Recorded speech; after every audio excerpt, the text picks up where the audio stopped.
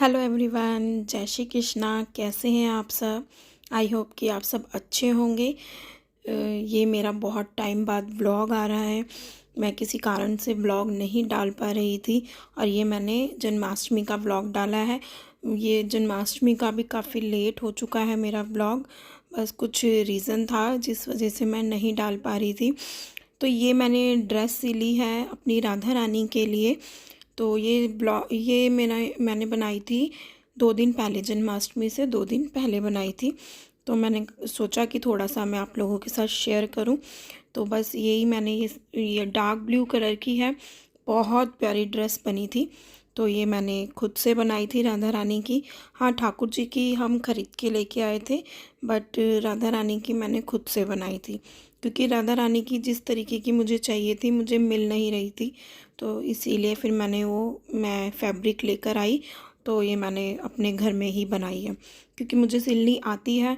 मैं ज़्यादातर इनकी ड्रेस घर में ही बनाती हूँ, तो इसलिए फिर मैंने इनकी सिल ली। ठाकुर जी की ड्रेस इसलिए भी नहीं बना पाई क्योंकि मेरे को मिल भी गई थी उनकी, काफ़ी सुंदर ड्रेस है। और दूसरा कि मतलब इतना मेरे को टाइम भी नहीं मिल पा रहा था, तो इसी वजह से मैं नहीं डाल पा रही थी। तो ये मैंने अपनी राधा रानी की ड्रेस पूरी करी है। और जो मेरे नेबर्स हैं, जो मेरी भाभी लगती हैं, पड़ोस में ही हैं, तो मैंने उनकी राधा रानी की भी ड्रेस सिली थी। तो मतलब 3-4 राधा रानी थी जिनकी मैंने मतलब सबकी मैंने ड्रेस सिली थी। तो आगे मैं आपको जन्माष्टमी का ब्लॉग दिखाऊंगी।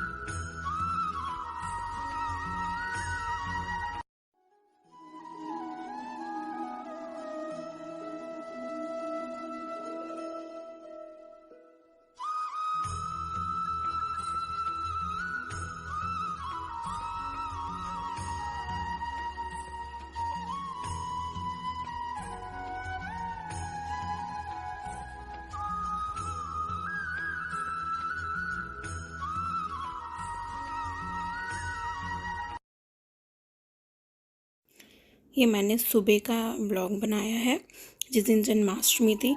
उस दिन मैंने सबसे पहले इनको पंचामृत से नहलाया था।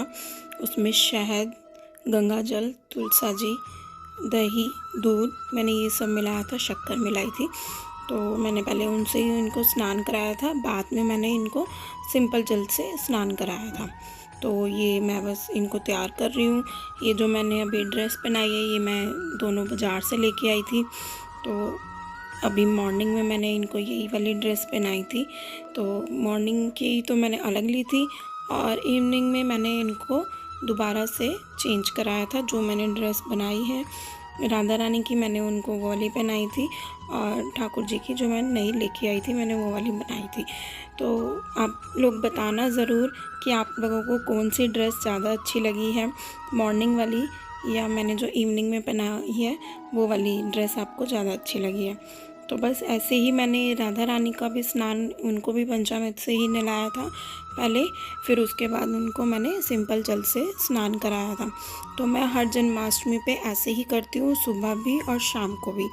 और सुबह मैं दूसरी ड्रेस पहनाती हूँ और शाम को मैं दूसरी ड्रेस पहनाती हूँ।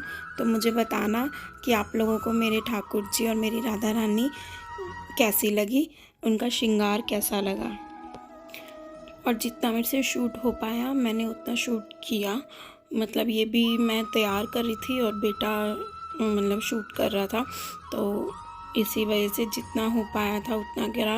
और क्योंकि इस दिन काम बहुत होता है और हम सब मिलके कीर्तन भी कराते हैं, तो मुझे कीर्तन की तैयारी भी करनी थी, क्योंकि हम सब जो गली में हमारे हैं नेबर्स हैं, तो हम सब मिलकर ही जन्माष्टमी का कीर्तन करते हैं हर साल।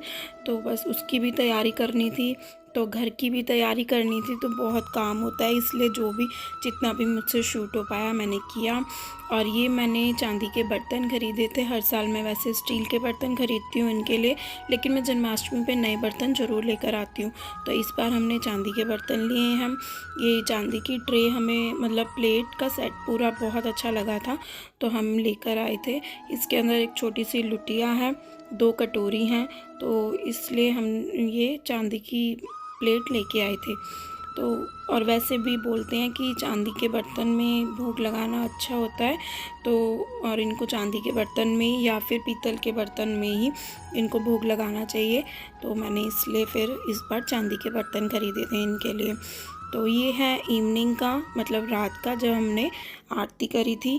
तो आरती करने के बाद का मैंने ये वीडियो शूट किया है। ये मैंने इनको न्यू ड्रेस पहना दी थी इवनिंग में, जो भी पहनानी मुझे होती है। ये मैंने खुद बनाई थी, तो ये राधा रानी को मैंने वो बनाई है। और ये ठाकुर जी की हम खरीद के लेके आए थे, तो मैंने ये वाली पहनाई थी इनको।